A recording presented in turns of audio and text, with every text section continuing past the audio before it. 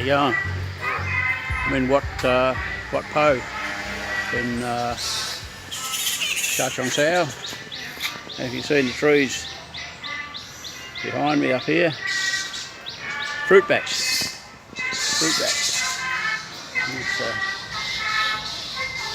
the key thing at Wat PHO is the fruit bats, or Bangkok. It's one of their tourist attractions at Bangkok. I've came down to the river here for you guys who are doing vlogging. I need some background footage for picture-in-picture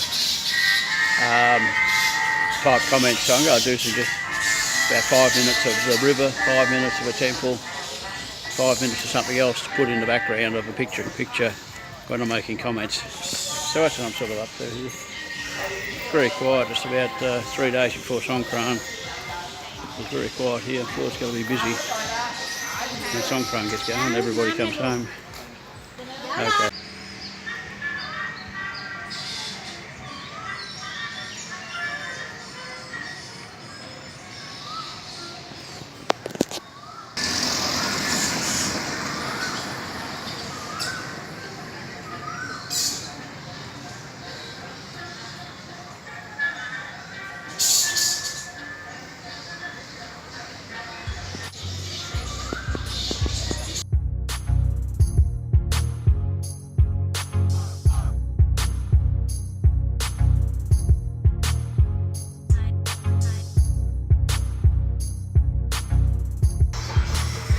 I hate to say how old this building is. It's at Wat PHO in Bangkok.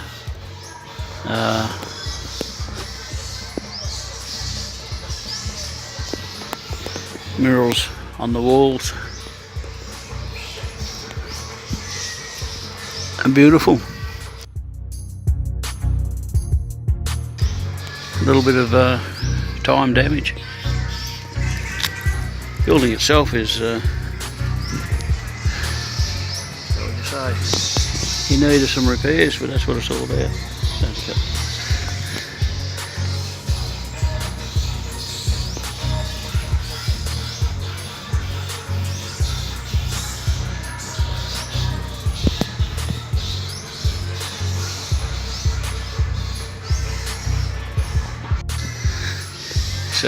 Certainly not for the tourists, this one.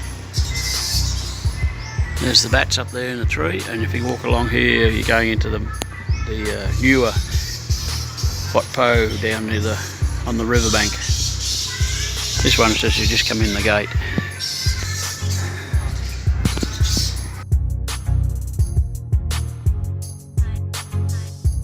Same old story, guys. Going off half cocked. Came down to the river here to get some background footage.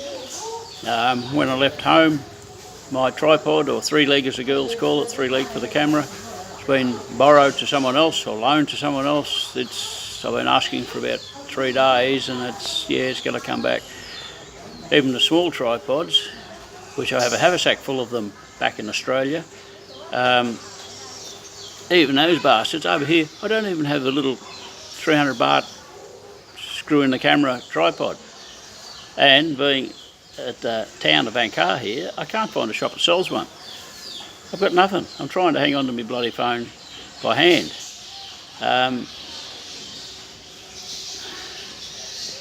I worry about myself sometimes. I'm just totally disorganised. It's just crazy. Even the push bike. I came down on the push bike, and I go to lock the bike. I get my key ring out. It's got the keys to the house and such. And the key for the bike lock is not on the key ring. I've got no idea where that is. The only thing I've left it hanging on the bike lock when I've put the bike inside, and somebody's decided that's a better place to store it is somewhere else, and has borrowed it and stored it in a safe place, as they say. Maybe, I don't know. It's just not there. So I've had to leave the bike parked out the front, hoping nobody's going to borrow it, which in Thailand is a fairly safe bet. It's fairly safe compared to compared to where I live in Australia. It'd be gone in a flash as soon as you turned your back. I've seen people chain the wheel to the lamppost, and they come back and there's only the wheel there. They've taken the bike. It's crazy.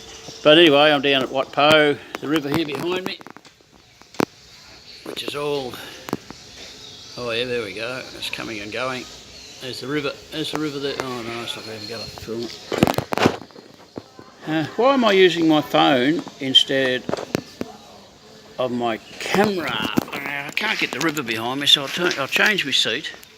I'll change my seat and I'll sit over here with the trees behind me. It's a little bit better scenery in the background. Who knows what I'm up to? I don't know. Anyway, yeah, there's a bit better scenery in the background. You might even see a fruit bat.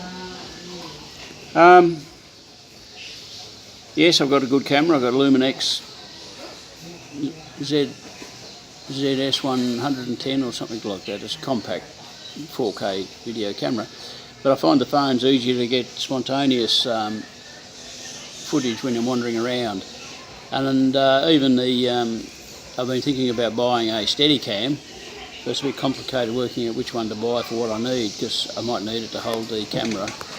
Even though it's a compact camera, you've got to get different weighted ones and such. But even that would be hindering getting spontaneous footage. You know, it's about 4 days before Songkran. People are starting to wander around getting ready for the holiday. And I'm sitting over here. I've been here about a month now, not quite a month, because I've got to do a border run over. I'm flying down to Singapore. I booked a hotel at Singapore, and for all you Falungas that are doing this, I booked a transit hotel, but I've discovered, or became aware yesterday, that I don't actually enter Singapore through the customs to get to the transit hotel. So to exit Thailand and get into another country, I've got to exit the hotel, exit the airport through the customs.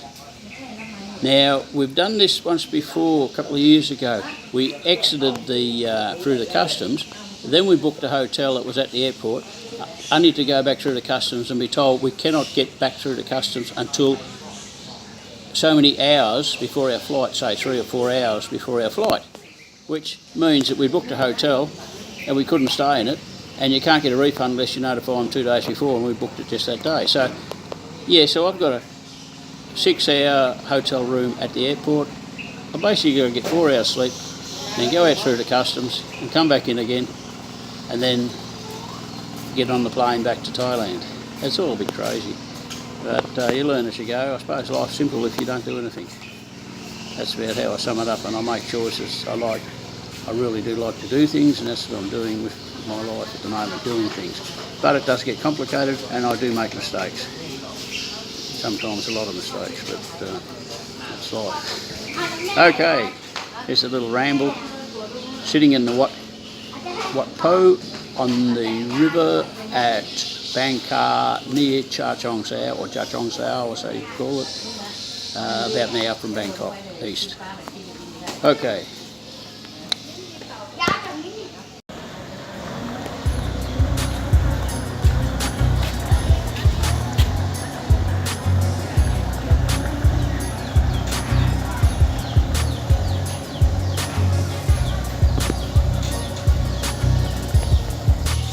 It's one of those things you become aware of in Thailand. Nothing happens quickly. If I go, I can hop on a song tower and go over to Cha Chong Sao, and I can buy a selfie stick, anything I need, a little tripod for my camera. I can buy all that stuff. But you always get the, oh yeah, wait a little, by people involved in your life. Wait a little. And then you find out a bloody week's gone past and you still haven't got anything done. Sit down, relax. That's what they say a lot. But you don't achieve things. And then I get frustrated because I'm not relaxing, because I'm things I want to go and do. The consequence of that is I'm sitting here, hanging onto my phone in my hands. When I rode down here on my bike to get footage of the river, which I need a tripod for, because I want to say about 5 minutes of the river, 5 minutes of some background stuff to use in putting together my videos. I'm only just learning this stuff, and the more I learn, the more I get excited about it, and the more I want to do, and the more complicated it gets sometimes. So sometimes you've got to kick yourself into gear and just do stuff, but then you might appear to be rude, you know. If you don't wait for someone to give you a lift to the next town and hop on a song tower, I think, oh, what's wrong with him? Doesn't he like coming in my car? You know, or something like that. But, you know, it's just that thing. Sometimes you do have to do things to get things to happen. You've got to actually, yeah, you just got to do some stuff sometimes. And try not to offend people, but push things sometimes just a little bit, I think. I don't know. I'm just trying to express my thoughts here. It's very hard talking into a phone when the camera's over to one side. So I'm looking at the camera now, which my eye keeps coming back to look at the screen instead of looking at the camera. And if I look at the screen, it appears what I'm doing now. I'm looking off to one side of the actual camera on the phone. It's hard to get my eye to keep talking to the camera on the phone, but that's life.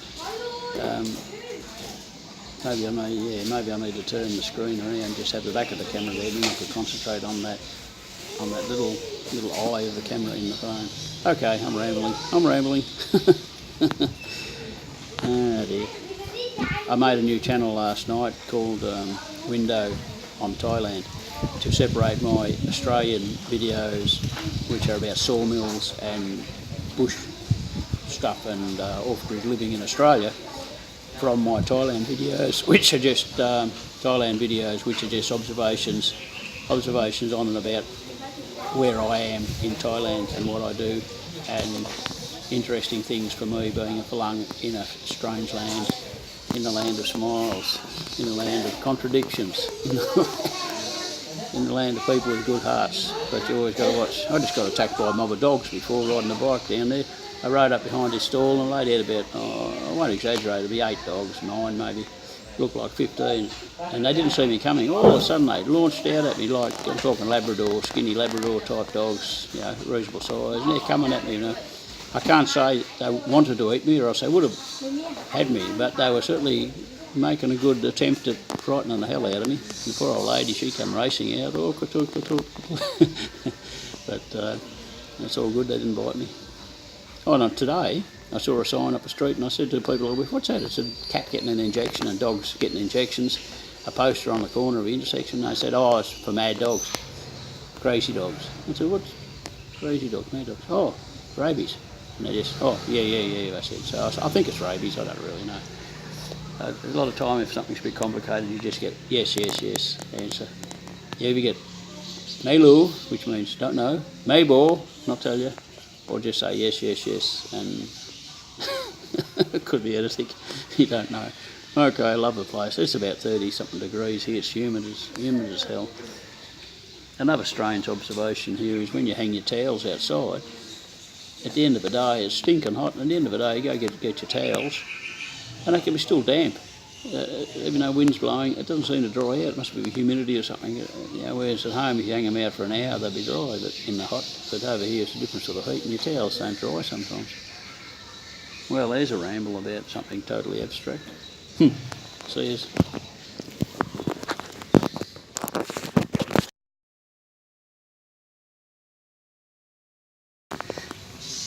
I was having a little talk to myself over there, and I got up and walked this direction here, and I thought, I can hear something. It sounds like pigs. I'm having a bit of a walk. So guess what I find around the corner here?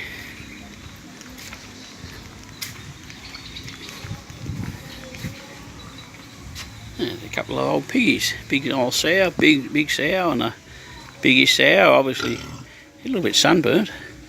Over there and got shade. They're very well cared for. Their pennies hosed and they're hosed. This is on the monastery itself. Yeah, unexpected. I could hear them grunting and snorting. That's different. So have a look at this for a river. Look at this. This is a big river, you know. It's tidal. Way over, I'll give you a perspective. Way over the other side there. There's a bloke. There's an old gentleman paddling upstream in his little plastic canoes. Have taken the place of the wooden ones. There's a lot of wooden ones still being used. There's no doubt about that, but these are the new plastic ones. Way up there, the little blue roofed huts are actually the floating market of Bangkok, and that'll be humming today and over the next few days. It's only open on weekends and festivals, but it fairly hums. And I've seen a tourist boat go up the river already. which is a good trip if you're here. For a tourist boat just cruises up the river, does a circle. It's actually an oxbow, and the oxbow, as Australians call it, a big U-shaped piece of the river, and they've dug a canal across the bottom of the U, so that over there is really an island, essentially an island. There's no bridge to it. Have a look at this dude. I don't know, I'll ask somebody about him, but this is Angkor Wat, sorry, not Angkor Wat, what am I talking about? This is Wat PHO temple, Wat PHO. I'm just walking out, and here's this, and here's this dude with the bat wings and a walking stick and all the big gold teeth and green eyes. I don't know at all. I'll ask some questions.